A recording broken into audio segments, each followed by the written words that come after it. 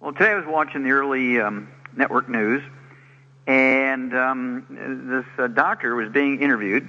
Redheaded guy, looked like he was in his 40 years of age, should be recently educated. And, he had the usual doctor pose with his white coat and all that kind of stuff.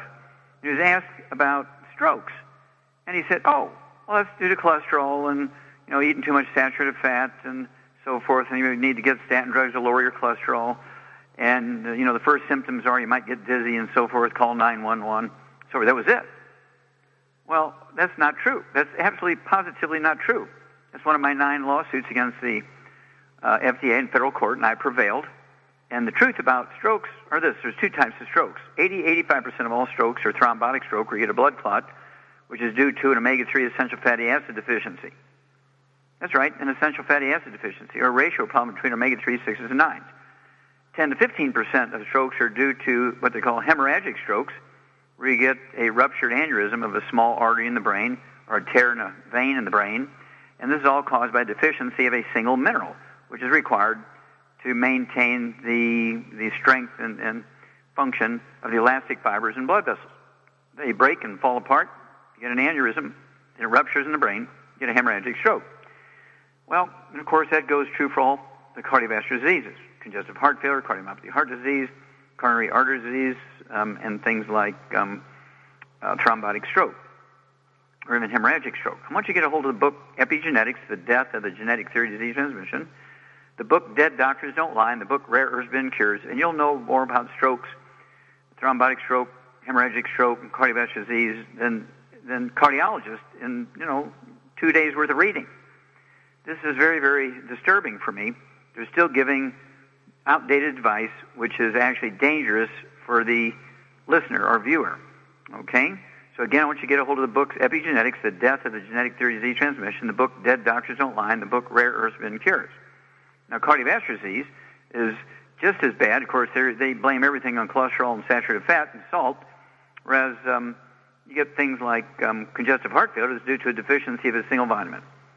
You get cardiomyopathy heart disease. I'm a world's expert on that one. Nobody else has done 1,700 autopsies on kids under the age of 10 that died of this disease suddenly. Cardiomyopathy heart disease, also known in China as Keyshan disease, a deficiency of a single mineral. And then there's coronary artery disease, okay, where you get plugging of the arteries and the coronary arteries. It has nothing to do with saturated fat or cholesterol. It's actually caused by inflammation, where people are eating fried foods and processed meats and oils and gluten, all the inflammatory things. And the arteries respond by making scar tissue in response to the inflammatory substances, and has nothing to do with cholesterol and saturated fat. I wrote a paper on that in 1971, did special stains to show that there was no cholesterol or saturated fat in the obstructions. And then, of course, the coronary thrombosis and thrombotic stroke. These things are due to not cholesterol and saturated fat, but a deficiency of omega-3s, or a ratio problem between omega-3s, 6s, and 9s. So this is it's so disturbing. The medical doctors have the answer to this stuff and should be sharing this with viewers when they're on radio or TV giving an interview, and they're still talking about failed theories that go back over the last 200 years. And so I'm waggling my fingers at the medical profession. I'm also waggling my fingers at the interviewers of these TV stations and radio stations, because they should do a little bit of research before they ask these guys who are actually guarding the gate to their financial source. Okay? They're guarding the gates to their kingdom.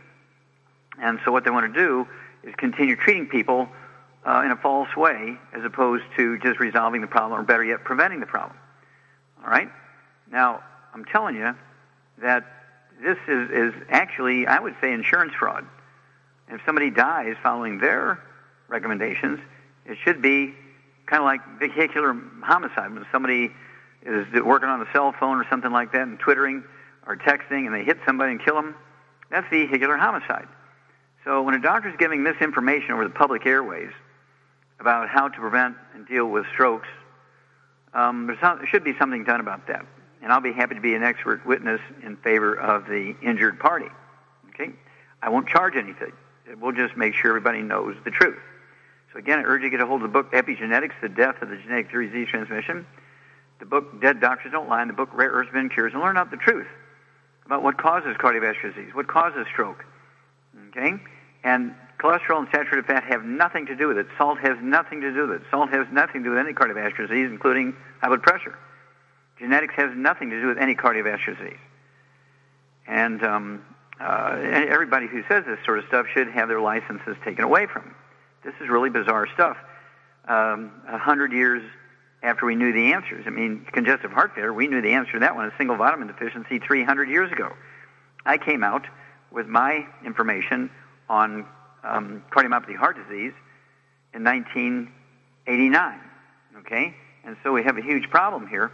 We have a huge problem when you have a profession that proposes to be there on behalf of the patient, and they're ripping the patient off and putting them in danger by giving them misinformation. We'll be back with Dead Doctors Don't Lie after these messages.